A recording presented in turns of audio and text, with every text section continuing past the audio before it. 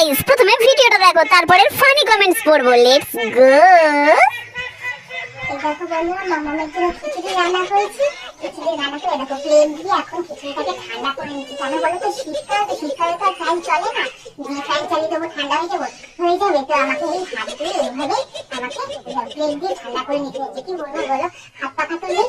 তো যাই হোক, আজকের মতো টাটা, বাই বাই। এটা খিচুড়ি ঠান্ডা হচ্ছে নাকি দুধ দোলানো হচ্ছে? ভাত কি ওই পুডলিতে রাখা আছে? খিচুড়ি কম, খিচুড়ির কুমড়া বেশি দেখা যাচ্ছে।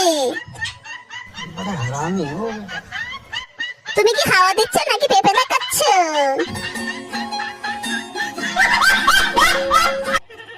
কিন্তু ভিডিও করার আসল উদ্দেশ্য তো অন্যরকম।